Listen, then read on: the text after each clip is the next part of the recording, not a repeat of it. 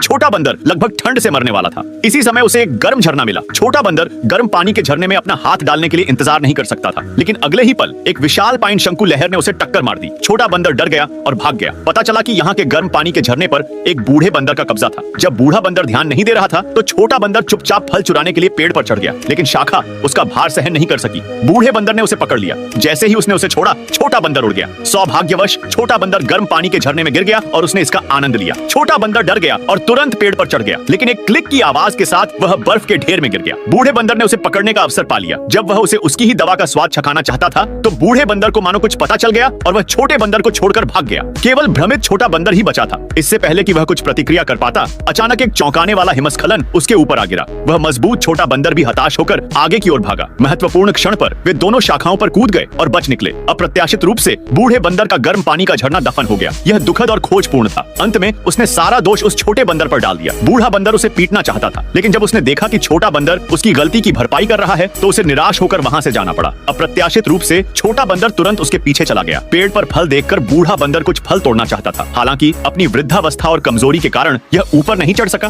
उसे छाल को कुतरना पड़ा। अप्रत्याशित रूप से एक फल अचानक उसके सिर पर आकर लगा। बूढ़े बंदर ने ऊपर देखा तो पता चला कि वह छोटा बंदर था, लेकिन जैसे ही उसने खाना खत्म किया उसे बहते पानी की आवाज सुनाई दी। बूढ़े बंदर ने छोटे बंदर को साथ लेकर गर्म पानी का झरना ढूंढने का निर्णय लिया। हवा और बर्फ का सामना करते हुए वे कठिनाई से चल रहे थे, लेकिन छोटा बंदर इसे बर्दाश्त नहीं कर सका और नीचे गिर गया। जब वह फिर से जागा तो बूढ़े बंदर ने उसे एक दूसरे को गर्म रखने के लिए अपनी बाहों में पकड़ लिया। बर्फानी तूफान थमने के बाद उन्हें पता चला कि गर्म पानी का झरना पहाड़ के दूसरी ओर था। इस तरह दोनों के सहयोग से उन्हें अंततः गर्म झरने का स्रोत मिल गया।